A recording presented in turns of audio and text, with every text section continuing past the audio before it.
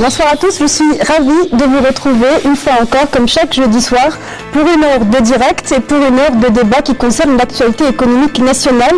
Bien que ce soir, nous allons également parler d'international. L'Algérie veut devenir un hub, l'Algérie veut devenir une plateforme logistique pour le transport de marchandises du Nord vers les pays d'Afrique. Et l'Algérie veut créer une synergie et veut créer de l'investissement dans l'Afrique, dans plusieurs pays en Afrique.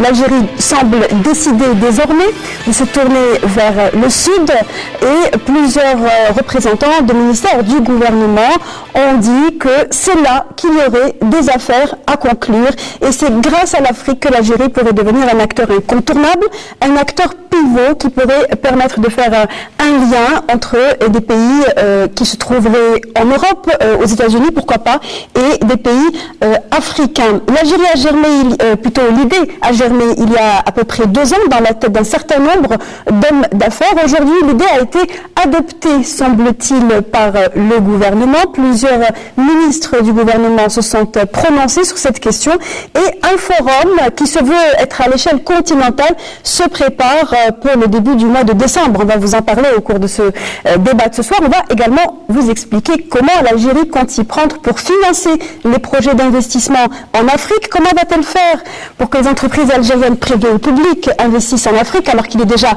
difficile pour elles d'investir en Algérie? Et puis aussi et surtout, comment les entreprises qui exportent déjà très peu actuellement vont-elles pouvoir exporter davantage et plus facilement vers les pays africains? Nos invités sont là et toujours bien placés pour vous répondre. Bonsoir messieurs et merci d'avoir accepté notre invitation.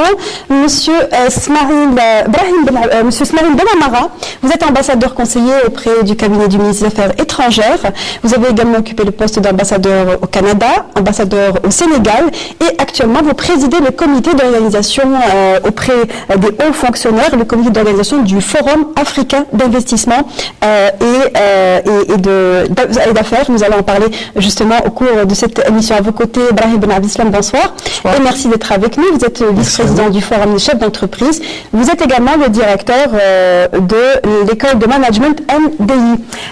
Djilali Tariqat, bonsoir.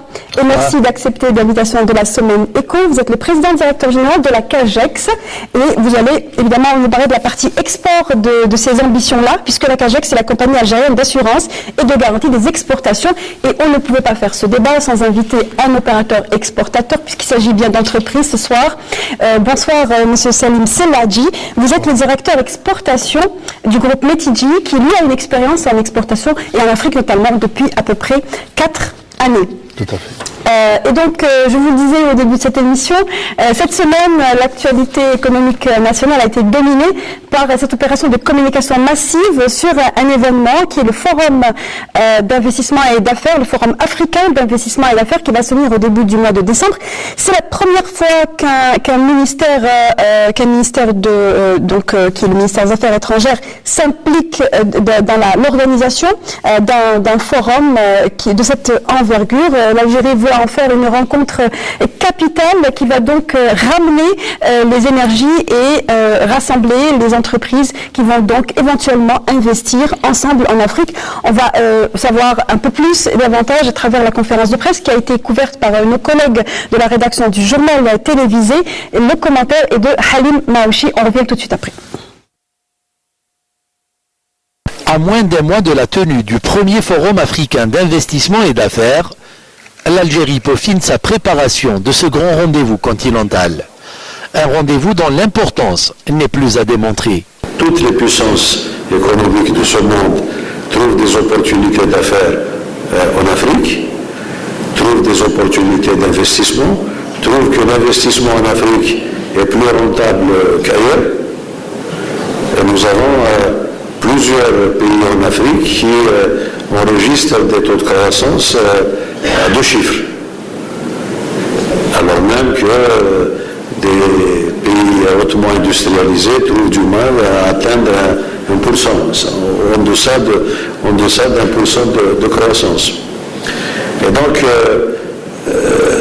sans schématiser et dire que l'Afrique c'est le nouvel Eldorado, mais l'Afrique incontestablement a des atouts qui s'offre à celui qui a le courage et la détermination d'aller en Afrique. Et nous sommes en Afrique.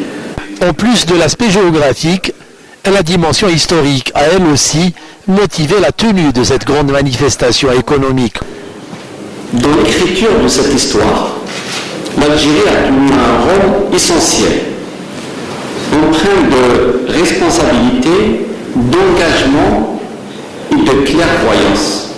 Ce rôle élevé, le président de la République, c'est Abdelaziz Bouteflika, l'inspire, il incarne. Celui qui est l'un des pères fondateurs du nouveau partenariat pour le développement de l'Afrique, NIPAD, a érigé une volonté politique majeure en faveur de la sécurité, de la paix et du développement de notre continent. Plusieurs ateliers et rencontres seront organisés à l'occasion de ce forum et dont les thèmes principaux seront entre autres l'agriculture, l'énergie, le numérique et le capital humain. Une manifestation à laquelle près de 2000 acteurs économiques sont attendus d'Afrique, mais également des autres continents. Une assistance record si elle venait à se concrétiser et qui serait un véritable exploit pour l'Algérie. C'est un acte fort de notre diplomatie économique, mais c'est aussi une occasion exceptionnelle pour développer notre partenariat et surtout le diversifier, s'ouvrir sur les opérateurs économiques, je pense que, et leur offrir les conditions d'être dans un véritable carrefour d'échange.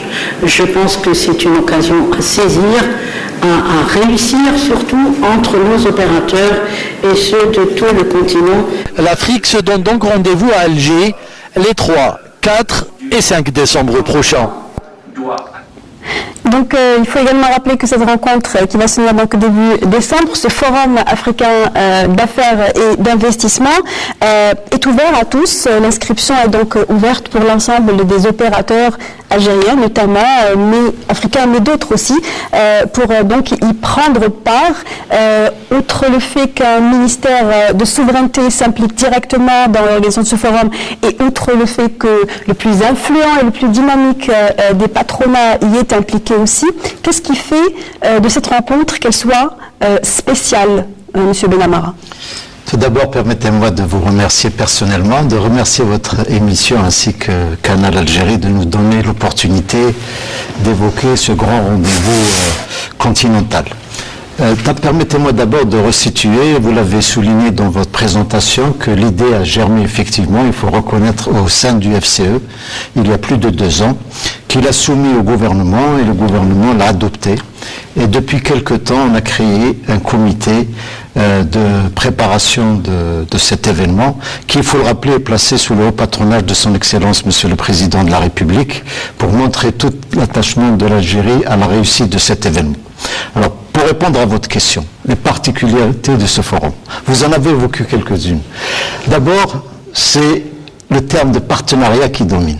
D'abord, au sein même de notre groupe de préparation, vous avez dit un ministère de souveraineté avec une grande organisation patronale qui ont un partenariat, un véritable partenariat dont la réussite, dont les objectifs sont les mêmes. C'est celui de permettre de réussir ce forum. Il y a également d'autres ministères qui sont d'ailleurs partie prenante dans l'organisation. Tout à fait. Alors, vous l'avez souligné également, dans quel cadre se situe ce forum? Il se situe dans la volonté, dans la dynamique de promouvoir une diplomatie économique de notre pays, qui était dans les années passées peut-être un peu en marge, mais qui devient maintenant un axe fondamental de notre diplomatie, et ce comme depuis, j'allais dire, les instructions de Monsieur le Président de la République et sous l'impulsion du ministre d'État, Monsieur Lamamra.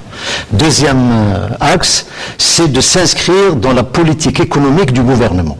Alors, autre particularité, donc j'ai dit partenariat entre un ministère de souveraineté et une organisation, partenariat entre le privé et le public, donc sans distinction, les entreprises publiques et les entreprises privées travailleront ensemble pour la réussite de cet événement.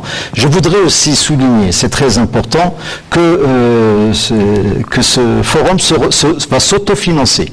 Nous ne bénéficions d'aucune subvention de l'État pour l'organiser. C'est un forum qui va être financé par des contributions des entreprises publiques, des entreprises privées et de certains partenaires institutionnels, des institutions notamment internationales.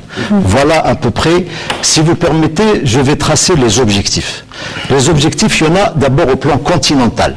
Au plan continental, on part d'un constat, la faiblesse des échanges interafricains, autour de 10%. Au moment où en Europe, ils sont pas plus de 70%, en Asie à plus de 50%. Donc il y a du potentiel.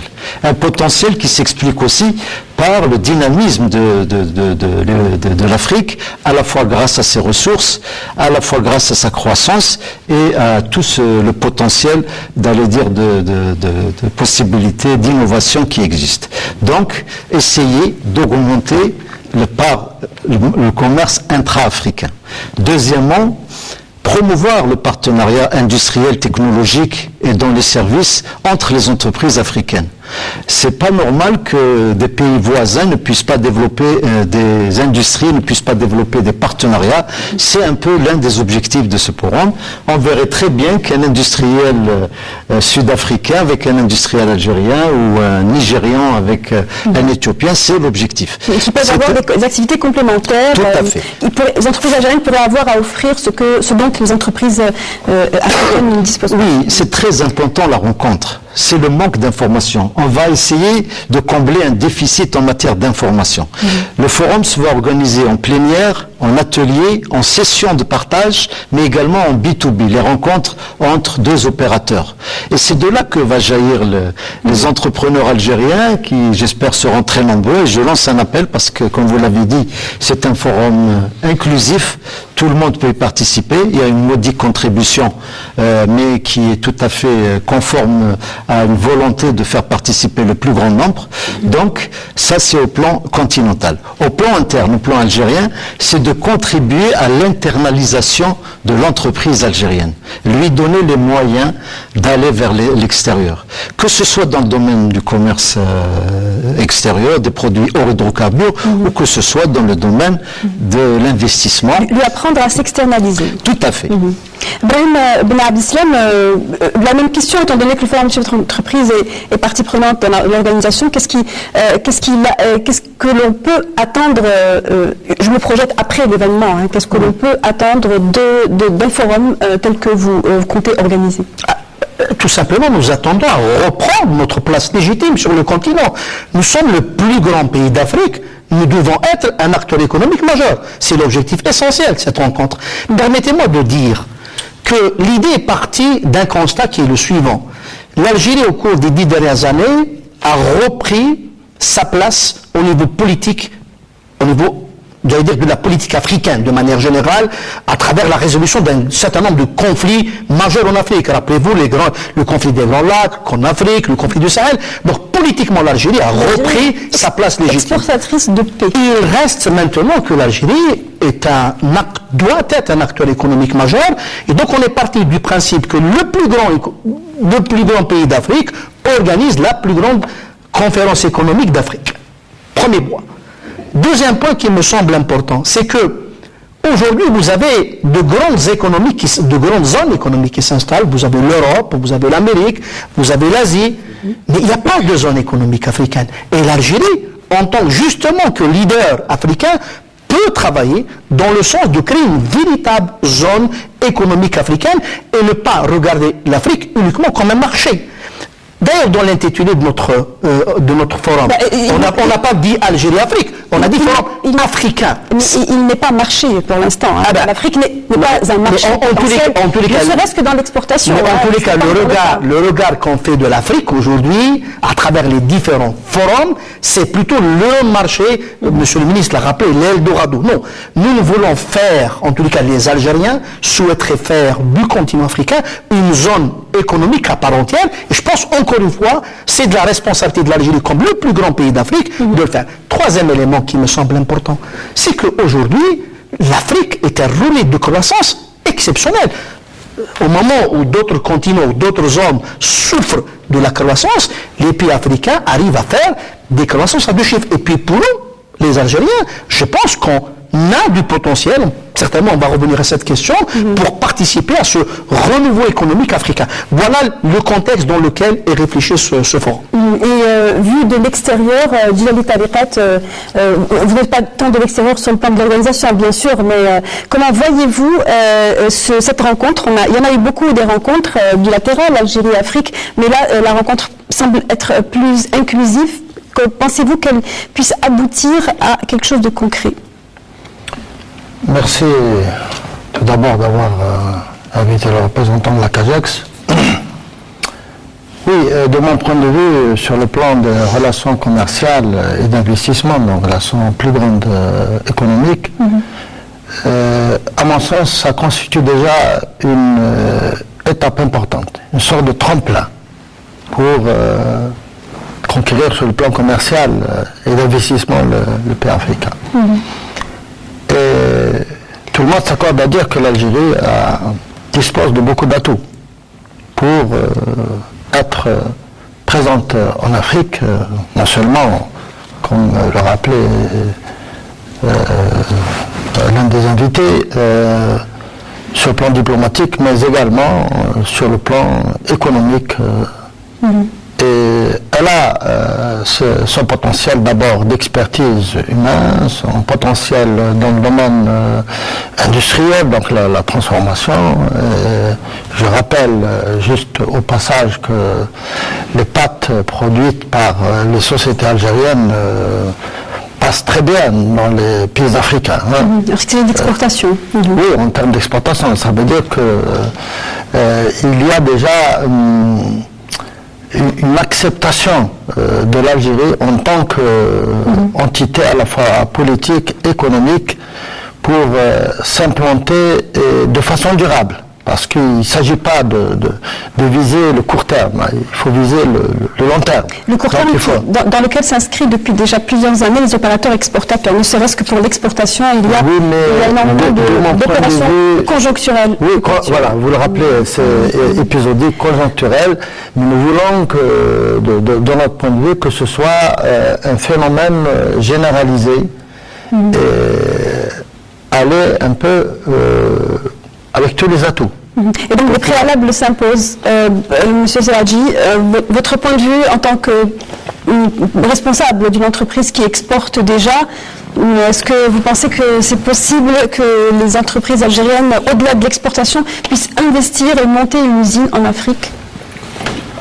Je pense que oui, bon, peut-être pas dans l'immédiat, mais maintenant tout dépend de la volonté des politiques. On a parlé de préalables, justement. Il y a un certain nombre de préalables à mettre en place pour permettre à ces entreprises de pouvoir y aller, effectivement. Ben, tout à fait. Maintenant, pour n'importe quel opérateur économique, pour qu'il puisse investir à l'étranger, le premier obstacle, c'est la sortie des capitaux, donc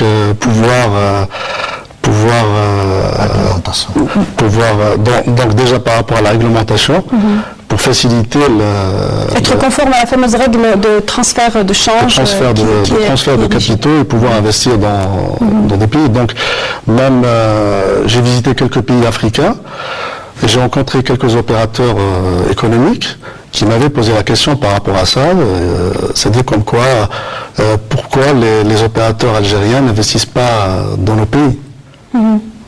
Il y a justement cette question très importante et capitale, j'allais dire, qui est celle du financement. Laissez-moi nous remettre, peut-être un petit peu, calmer un peu les ardeurs et la passion des organisateurs.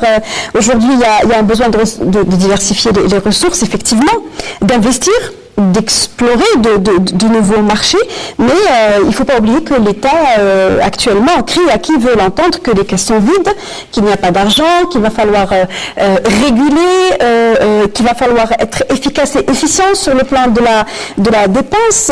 Comment va-t-on financer aujourd'hui l'investissement ou l'exportation? Ce sont deux paramètres qui sont différents, mais qui nécessitent tous les deux une source de financement. Selon vous, comment l'État va-t-il faire? Si vous permettez, d'abord, je pense que même si on évoque des difficultés, il faut savoir peut-être que c'est une chance à saisir pour justement explorer toutes les autres opportunités. Nécessaire par les temps qui courent. Tout à fait. Oui. Donc, pour parler d'investissement, il faut aussi, et c'est un des objectifs du forum, attirer aussi des investissements vers notre pays. Ce n'est pas uniquement d'investir en Afrique. On souhaite aussi qu'il y ait des grands financiers africains, des grands entrepreneurs qui puissent être intéressés. C'est pour ça qu'on va saisir l'opportunité du forum pour montrer le potentiel que recèle l'Algérie dans le domaine industriel, dans le domaine agricole, et nous souhaitons qu'on attire aussi des investisseurs. La raison pour laquelle M. Lamamra, ministre des Affaires étrangères, a évoqué un partenariat trilatéral, c'est-à-dire qu'il y a une nécessité, il y a besoin de capter des sources de capitaux. La complexité, elle est bien là.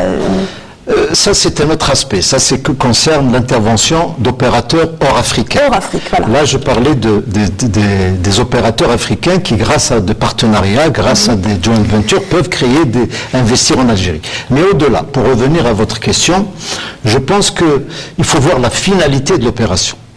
Si maintenant, on arrive à autoriser des sorties de devises au moment où elles se font rares, il faut qu'on soit sûr qu'on puisse avoir un retour. Il faut qu'on soit sûr que ça va générer de la valeur ajoutée. Notre objectif commun à tous les opérateurs, à tout le gouvernement, c'est de dépasser les 3% ou les 2% d'exportation hors hydrocarbures. Et si nous réussissons de ça, le problème sera réglé.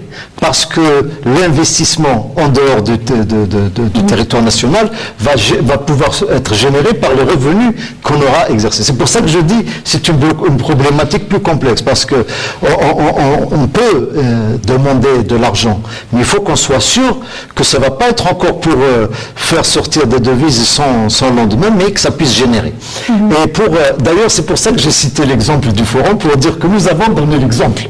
Nous n'avons pas sollicité l'argent de l'État.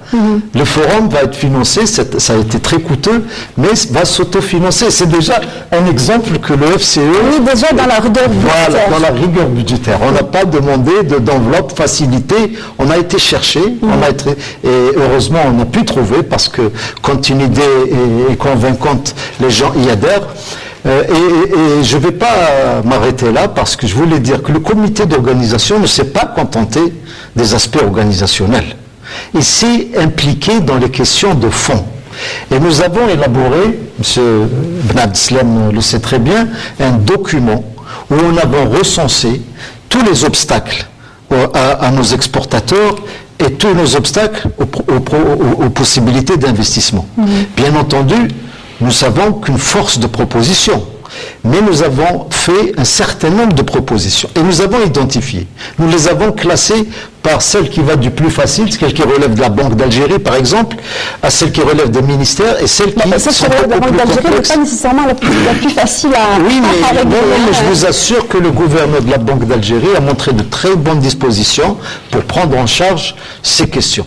Parce que justement, les questions qui peuvent être prises en charge justement dans la réglementation et notamment de la Banque d'Algérie, on va y revenir justement dans la deuxième partie de l'émission, mais pour rester sur cette question de le financement. Aujourd'hui, si l'État s'est porté garant pour accompagner le forum des chefs d'entreprise, pour faire de ce forum une réussite, est-ce que vous pensez qu'il accompagnera également les entreprises sur le plan du financement? Un responsable du forum des chefs d'entreprise qui intervenait sur les ondes de la radio nationale, de la chaîne 3, je le cite brièvement, disait nous pouvons faire comme d'autres pays, faire appel au fonds d'investissement. Est-ce que vous comptez sur le fonds d'investissement national pour accompagner d'éventuels projets d'investissement? Écoutez, ça c'est une question essentielle. Je vais quand même, parce qu'il y a beaucoup de choses qui ont été dites, il faut quand même qu'on structure un peu le débat. La grande question qui se pose aujourd'hui pour nous, c'est que si on veut être présent en Afrique, il faut qu'on écrive une stratégie algérienne pour l'Afrique, comme les autres pays ont écrit leur stratégie. Et lorsqu'on écrit une stratégie, on fait une analyse de type SWOT, on analyse les forces et faiblesses que nous avons et nous analysons également les menaces et les opportunités. Lorsqu'on fait cette analyse forces et faiblesses et menaces et opportunités, je m'arrête sur les faiblesses, l'une des faiblesses majeures, c'est la question du financement. C'est vrai. Alors, pour le financement, si on fait un benchmark à l'international, on comprend très vite que pour aller demain accompagner les entreprises algériennes pour s'installer, pour s'internationaliser, il faut quand même qu'on fasse il faut quand même qu'on dise quelque chose de très important. L'objectif, en tous les cas, l'objectif affiché aujourd'hui des autorités algériennes, mais également des entrepreneurs et du forum des chefs d'entreprise, c'est pas uniquement d'exporter, mais de s'internationaliser, c'est-à-dire trouver une place dans les marchés africains. Et l'internationalisation demande systématiquement de l'accompagnement. Et l'investissement, je tiens à le dire, il n'est pas une dépense. C'est pas une dépense, l'investissement. C'est pas une dépense, l'investissement. L'investissement, vous mettez de l'argent aujourd'hui, avec une bonne analyse de risque, en attendant qu'il flue en retour. Et donc, ça veut dire tout simplement que... Il faut avoir un capital, il faut pouvoir le transférer. J'arrive. Alors, ça veut dire quoi? Ça veut dire tout simplement que, et c'est une des propositions du Forum des chefs d'entreprise, première proposition, il faut que nos banques, en l'occurrence essentiellement la BEA, puisqu'elle a une expérience internationale, déjà s'installent dans un certain nombre de pays africains, par des prises de participation, par exemple, comme le font beaucoup d'autres pays. Mais ce n'est pas suffisant.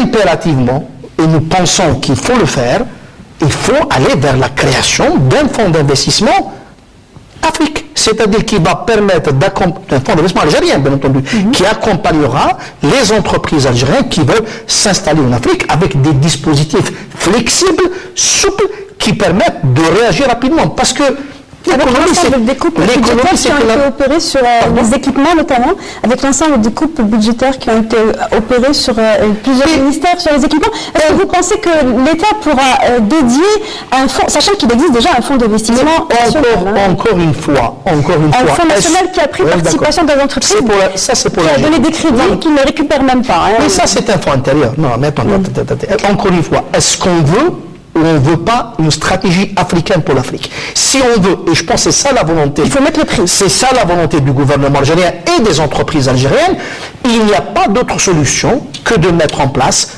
un fonds d'investissement qui sera le fonds algérien pour l'Afrique. Les autres pays le font. Pourquoi ne le faisons pas nous? Et puis je veux dire autre chose.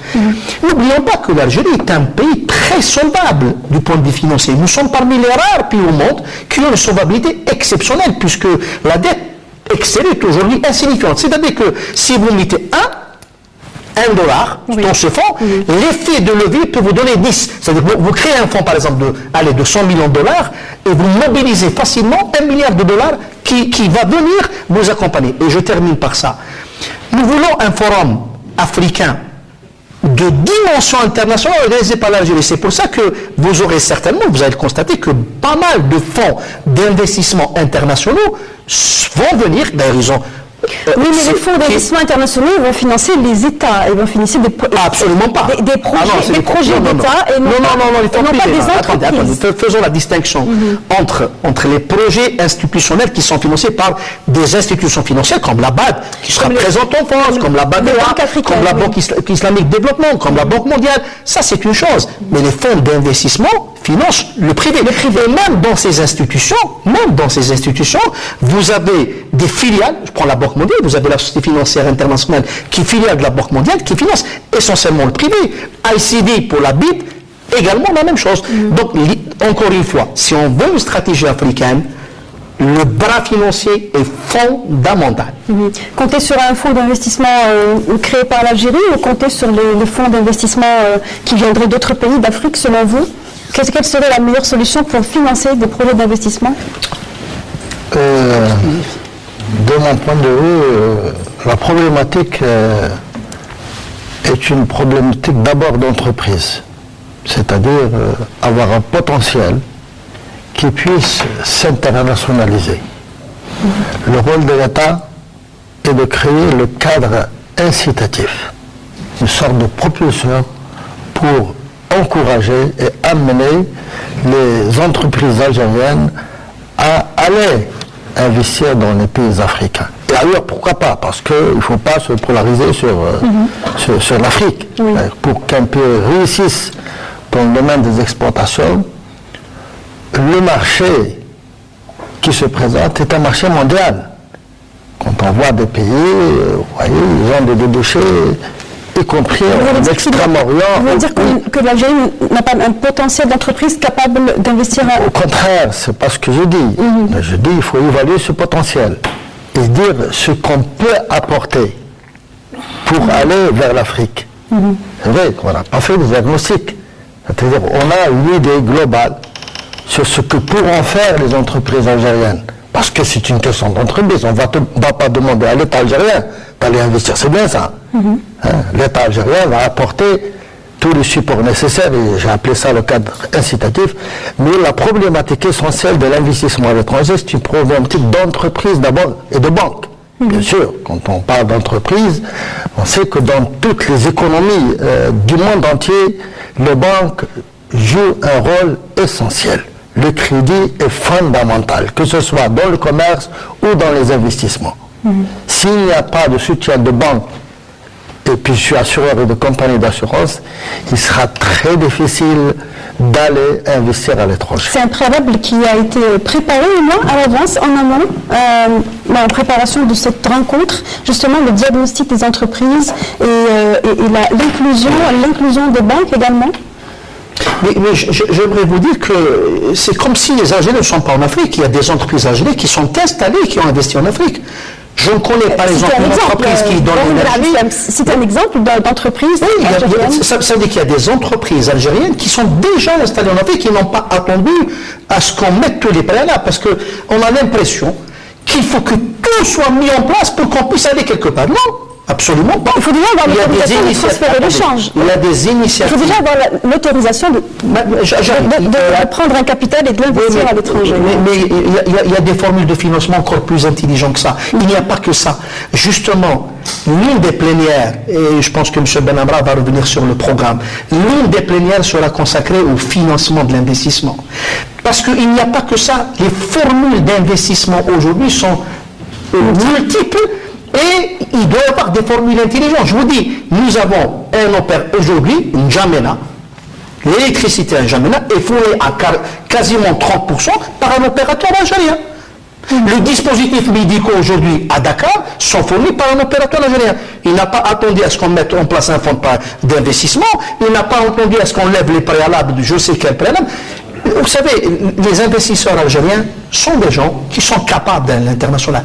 Maintenant, ce que nous attendons de la facilitation de cette histoire de fonds, c'est comment arriver encore à propulser davantage cette envie d'aller justement à la conquête des marchés internationaux et du marché africain en particulier. Mais je vous dis encore une fois, on ne peut pas attendre tout et lever tous les obstacles pour dire qu'on va y aller.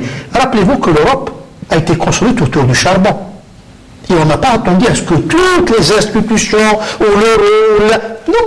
Il y a des Alors justement, vous parlez de l'Europe, vous faites bien d'en parler, puisqu'il est question justement de solidarité et de regroupements régionaux qui, lui, peuvent être un élément facilitateur, qui peut aussi se retourner sur d'autres pays, comme ça a été le cas entre l'Algérie et l'accord d'association avec l'Union européenne. Mais on ne parle pas d'Europe, on parle d'Afrique. Je vous propose de voir à l'écran, nous allons voir à l'instant une carte de l'Afrique qui va vous montrer à quel point l'Afrique, en fait, n'est pas une immensité désertique sur le plan économique, loin de là. Durant les années 90, une multitude de regroupements régionaux, notamment sur le plan monétaire et économique, a été créée. Donc on peut voir en jaune, bien évidemment, c'est le Maghreb où l'Algérie est partie prenante, mais surtout vous pouvez voir surligné en rouge l'UEMOA, qui est l'Union économique et monétaire ouest-africaine.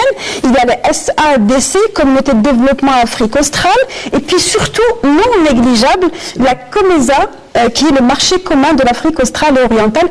L'Algérie ne fait pas partie, bien évidemment, comme vous pouvez voir sur la carte, de ces nombreux regroupements régionaux qui permettent un échange, peut-être pas suffisamment à la hauteur, mais en tout cas un échange économique et parfois monétaire. Le fait que l'Algérie ne fasse pas partie de ces regroupements, est-ce que ça n'est pas un frein ? Non, il y a eu des discussions qui ont été menées avec l'UEMOA, la CEDEAO. Le problème, c'est qu'il faut évaluer avantages et inconvénients. Je pense que c'est la responsabilité d'un décideur politique. Vous avez évoqué l'accord d'association avec l'Union européenne. La preuve, c'est que parfois on rencontre est-ce qu'on a gagné ou on a perdu au change. Donc, on s'est carrément rendu compte qu'on a perdu, M. Benamara. C'est le diplomate qui parle, hein, mais moi je peux vous le dire. Je vous dis que c'est pas le formule clé miracle de dire je vais adhérer qui va résoudre. Il faut, comme l'ont souligné les collègues, qu'il y ait quand même des études préalables, qu'il y ait une réflexion préalable. Est-ce qu'elle a été faite justement dans ce sens Est-ce que l'Algérie veut aller vers l'Afrique? Mais c'est lié aussi à comme l'a souligné le monsieur, c'est notre capacité d'exportation. Donc c'est pour ça que la démarche est liée. Vous ne pouvez pas prendre un aspect qui soit séparé de l'autre. Plus on augmentera notre capacité d'exportation, notre capacité de production, plus nous serons en mesure d'aller concurrencer sur des régions, des zones de libre-échange. Mais la réflexion, parmi les grands axes de notre réflexion, c'est pour ça que je vous dis, le comité ne s'est pas limité uniquement à l'aspect organisationnel. Parmi les recommandations que nous avons formulées, c'est d'envisager de reprendre des négociations avec la zone de la CEDEAO et avec la COMESA. Parce que c'est là où il y a le plus de choses prometteuses. Mais, comme je vous l'ai dit, il y a aussi cette zone de libre-échange africaine qui est en discussion au niveau d'Addis Abeba, qui est le ministère du Commerce qui mène les discussions.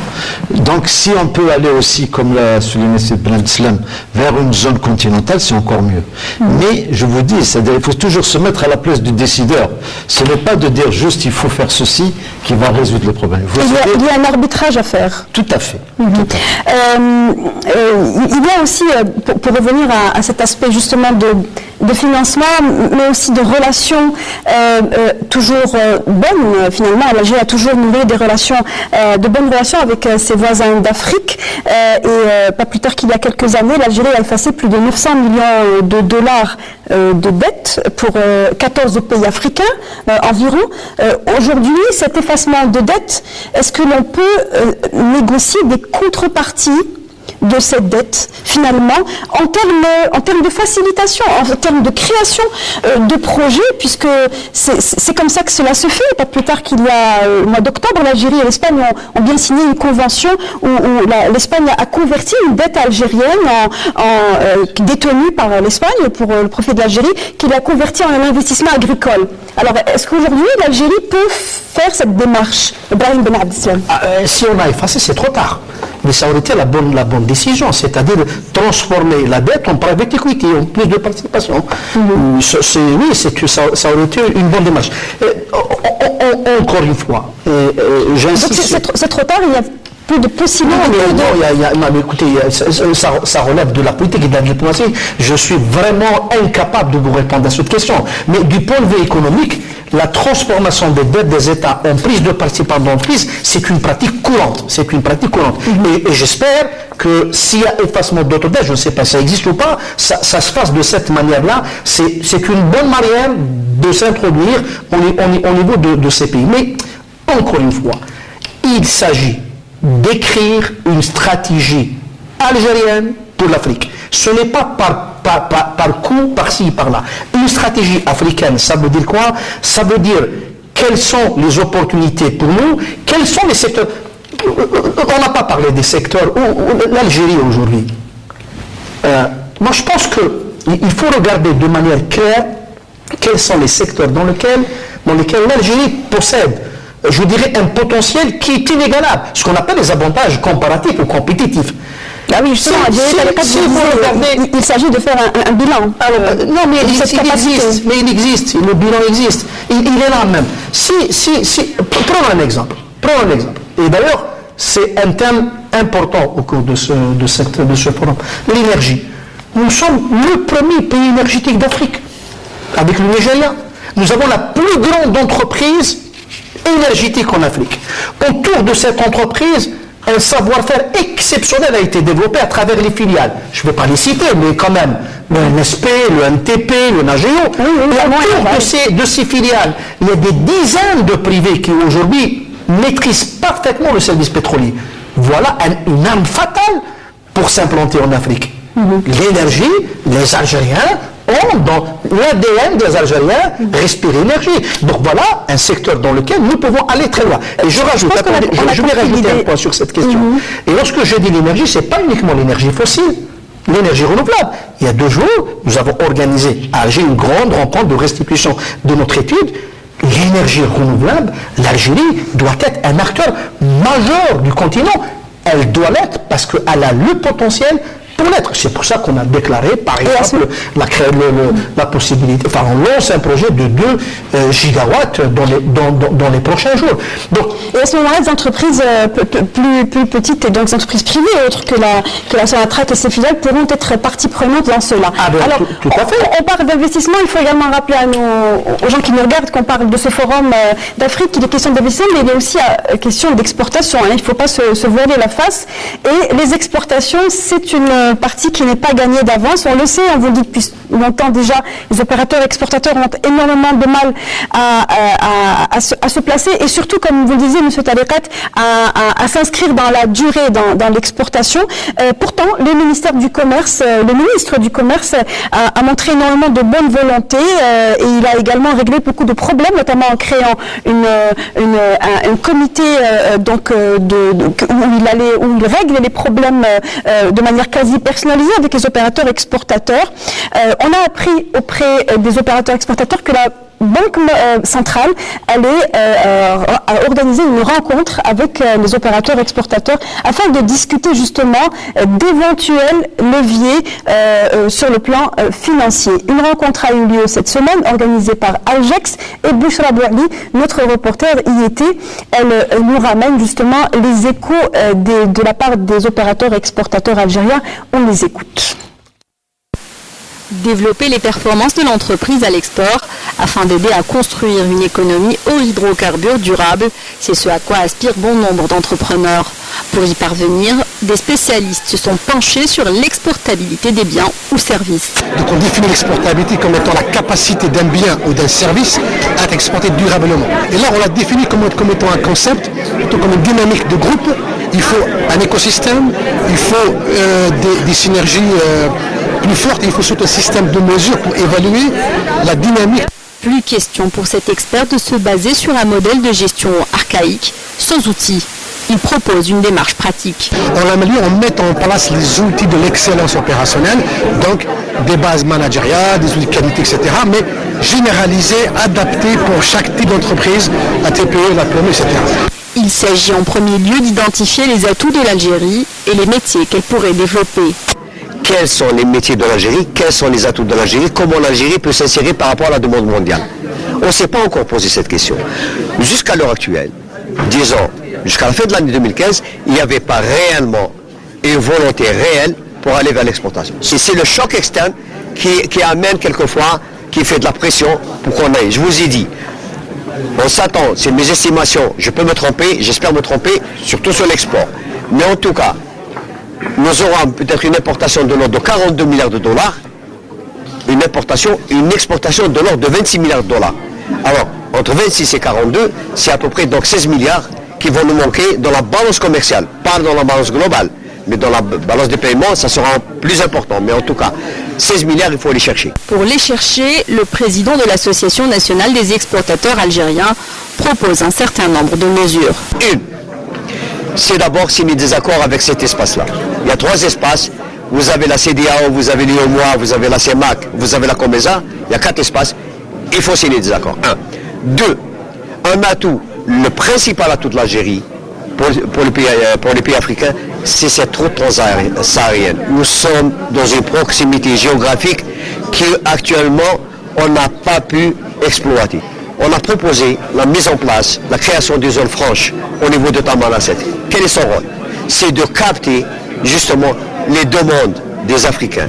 Les atouts de l'Algérie en matière d'exportation sont bien réels, autant que les difficultés auxquelles font face les exportateurs. En tant qu'exportateur, la première difficulté que nous rencontrons, par exemple, c'est cette histoire de transport, le transport maritime, le transport aérien, c'est des difficultés, c'est de grosses difficultés pour nous. nous n'arrivons pas à maîtriser la chaîne de logistique sur l'Afrique. Elle n'est pas évidente. Le FSPE est là, sauf qu'il n'est pas suffisant. Il n'est pas suffisant. Il est très difficile pour nous de faire le recouvrement par rapport à nos droits en FSPE, donc le Fonds spécial pour l'accompagnement à l'exportation en matière de transport, de fret, etc. C'est des difficultés. Jusqu'à présent, je n'ai pas encore récupéré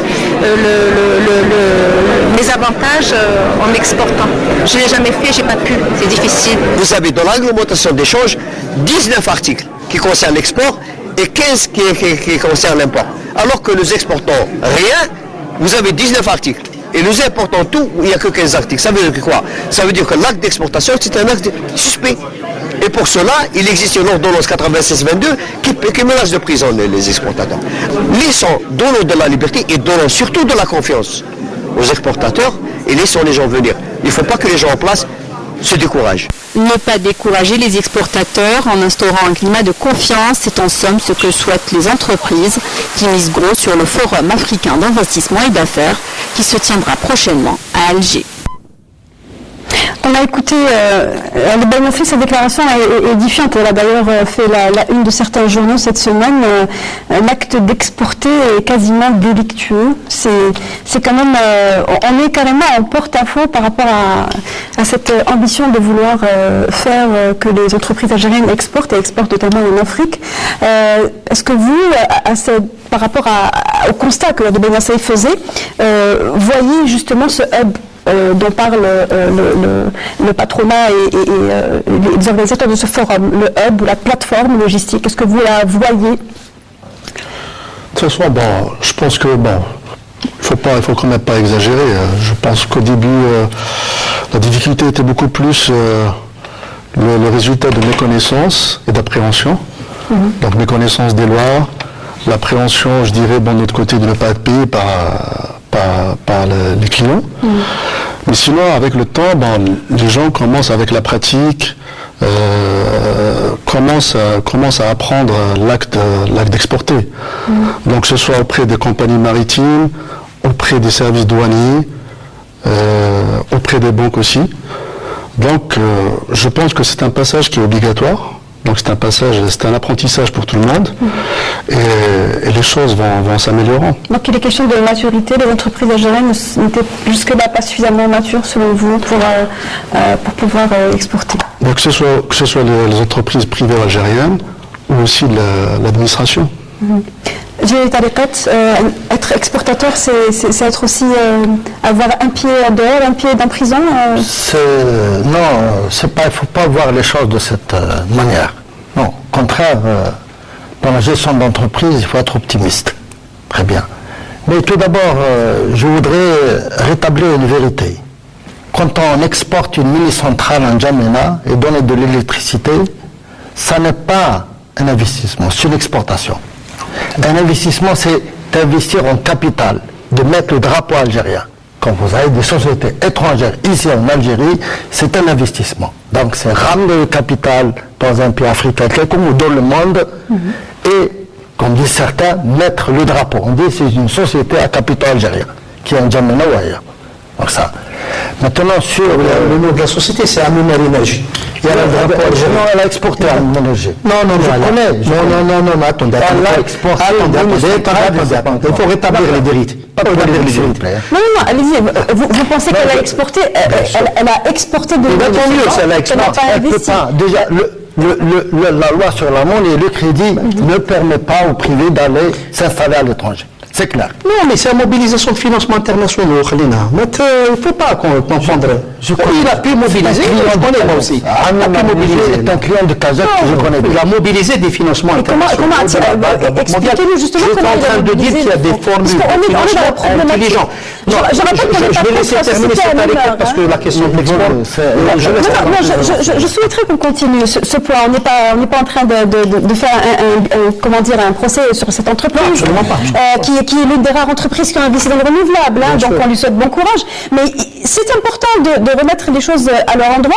La question de transfert de capitaux pour investir n'est pas possible. Comment... Il n'a pas transféré, il a mobilisé des financements internationaux. Les Algériens sont intelligents pour aller à l'international chercher les financements. Oui. Mais bien sûr. Et aujourd'hui, je vais vous dire, est-ce que vous savez qu'aujourd'hui, qu'on est en train de placer de l'argent dans les bons de trésor allemands à taux négatif? C'est-à-dire qu'il y a une pléthore d'argent au niveau mondial. Lorsque vous avez un bon projet, eh bien l'argent va venir. Aujourd'hui, la problématique de financement n'est pas insurmontable. Prenons l'exemple, un petit exemple. Aujourd'hui, l'un des problèmes majeurs qui se posent au niveau du continent africain, c'est la question de l'électrification de l'Afrique.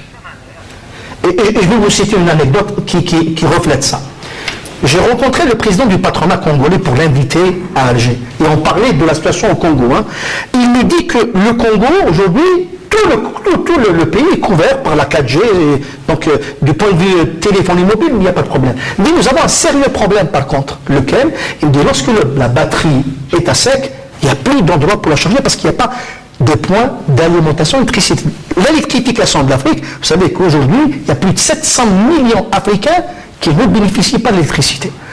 Et vous avez en même temps un fonds mondial pour l'électrification de l'Afrique d'à peu près 100 milliards de dollars. Et vous avez un pays comme l'Algérie qui a l'ADN énergétique, qui a tout le savoir-faire pour l'électrifier, puisque nous sommes parmi les rares pays africains, on est quand même à 98% d'électrification du pays. C'est énorme, c'est exceptionnel. Même dans les pays développés, ça n'existe pas. Tout ce savoir-faire, on ne peut pas l'exporter. Oui. C'est incroyable. Je pense qu'on a voilà les vraies opportunités. Les vraies opportunités, c'est ça là. C'est pas... Bon. Je reviens vers vous, Djeri Tarikat, sur l'idée que vous avez interrompue par rapport justement à cette possibilité de créer un hub et une plateforme logistique en Algérie, que l'Algérie serait une plateforme logistique pour transférer les produits qui viendraient du nord vers le sud, mais aussi exporter les produits algériens vers l'Afrique. Oui, pourquoi pas. Quand on veut justement conquérir le marché, tous les moyens doivent être mis de côté. Est-ce que nous avons les moyens aujourd'hui, justement, la question? Ah oui. Je ne doute pas. J'ai dit que pour l'entreprise qui s'internationalise sur le marché, le promoteur doit être optimiste. Donc il suffit d'avoir une bonne organisation pour pouvoir travailler, disons, collégialement et dans un cadre tout à fait organisé et encore très concurrentiel par rapport à d'autres. Parce qu'il ne faut pas se voir tout seul dans la sphère économique et commerciale. Absolument. Alors, il y a beaucoup de... je voudrais, si vous me permettez, sur l'ordonnance 96-22. Ce qui me paraît paradoxal, c'est qu'il y a deux ordonnances qui ont été décrétées ou émises la même année, en 1996. C'est la 96-06 sur l'assurance crédit à l'exportation et la 96-22 sur le flux des capitaux. Les deux ordonnances s'ignorent alors qu'elles se complètent. Les deux ordonnances c'est-à-dire expliquer justement s'ignorent, c'est-à-dire que lorsque la 96-22 a été promulguée, elle n'a pas tenu compte de l'ordonnance 96-06 qui, elle, assurait le non-rapatriement. C'est-à-dire que la CAGEX assure les risques de non-rapatriement. Si quelqu'un exporte à l'étranger, qui n'a pas rapatrié, qui a l'assurance CAGEX, il est remboursé. Bien, donc l'opération est terminée et sécurisée. L'ordonnance 96-22 sanctionne des peines privatives, d'amende et même de suspension d'activité de commerce extérieur celui qui n'a pas rapatrié ses capitaux ou ses créances de l'étranger. Et c'est là qu'il devient susceptible. Y compris quelqu'un qui a une assurance. Textuellement, l'ordonnance 96 ne fait pas du tout référence à la 9606. C'est ça c'est un problème de coordination, de complémentarité, Oui, c'est très important. Il reste encore quelques petites minutes. Justement, alors pour continuer et boucler la boucle, si les patronats qui représentent les exportateurs n'ont pas réussi à faire, est-ce que le forum qui se prépare pour début décembre pourra arriver à le faire, c'est-à-dire arriver à impacter les décideurs politiques à lever des aberrations d'ordre réglementaire comme celle-ci? Oui, permettez-moi de revenir sur quelques questions. Tout d'abord, puisque j'ai été interpellé sur la question de l'effacement de la dette africaine. Il faut situer ça dans le cadre de la politique de l'Algérie. Il ne faut pas le prendre ça. Notre action depuis notre lutte de libération a impacté notre diplomatie africaine. Nous avons non seulement effacé les dettes, mais formé des milliers d'étudiants de nos frères africains.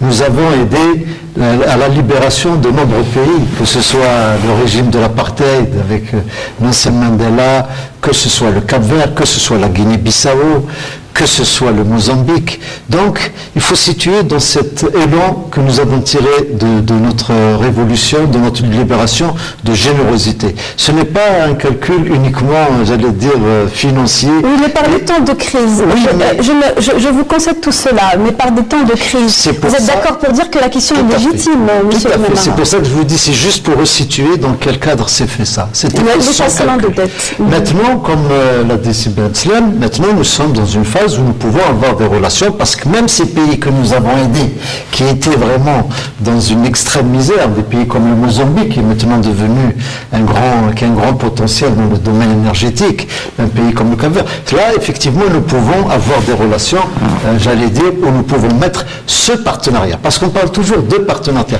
et pas de j'allais dire, d'intérêt mercantile. Ça, c'est une première précision.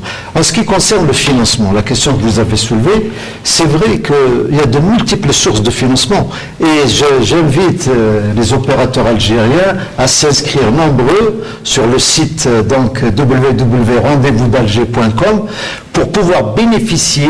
Nous aurons un atelier spécialement de la BAD qui va expliquer aux opérateurs comment elle peut financer le secteur privé. Et souvent c'est le manque d'information qui est le plus grand drame. On ne connaît pas, on ne maîtrise pas bien le rouage. La BID, la Banque islamique, va être présente. La BADEA va être présente. Qui peut financer les opérateurs? Bien sûr, comme cet exemple qu'on a cité.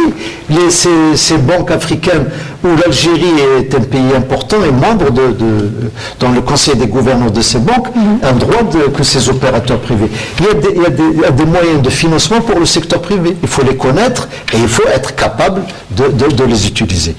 Encore 2 minutes. Rapidement, de revenir sur le programme. Ce que je voulais dire, c'est que le forum n'est pas une finalité, c'est un point de départ. C'est un point de départ, et c'est pour ça que vous avez parlé du hub. C'est des ambitions. Ça ne veut pas dire que nous allons le faire demain, mais nous avons de l'ambition pour notre pays, nous avons de l'ambition pour notre économie. La démarche que nous proposons, c'est une démarche graduelle. Et c'est pour ça qu'avant de modifier peut-être l'ordonnance de 87, on peut déjà modifier les circulaires de la Banque d'Algérie.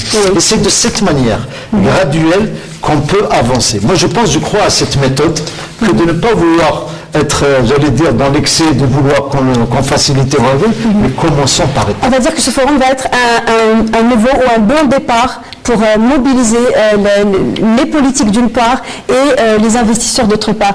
Merci Monsieur Benamara d'avoir été des nôtres. Nous allons devoir rendre l'antenne et le temps qui nous est imparti est terminé. Je rappelle que vous êtes ambassadeur conseiller au cabinet du ministre des Affaires étrangères et ancien ambassadeur au Canada et au Sénégal et organisateur du comité du Forum africain d'investissement et d'affaires. Brahim Ben Abdeslam, merci d'avoir été des nôtres, vice-président du Forum des chefs d'entreprise, président directeur général de la CAGEC, c'est Salim Siladji, directeur exportation du groupe Metidji. Merci d'avoir été parmi nous, merci de l'avoir suivi jusqu'au bout pour cette thématique sur laquelle on va certainement revenir d'ici à décembre. En tout cas, on vous souhaite une très bonne soirée et entre-temps, vous pouvez réagir et interagir. Merci de nous suivre sur notre page Facebook, la Semaine Éco. La rediffusion sur Canal Algérie est prévue pour samedi entre 11h et midi. Très bonne soirée à tous.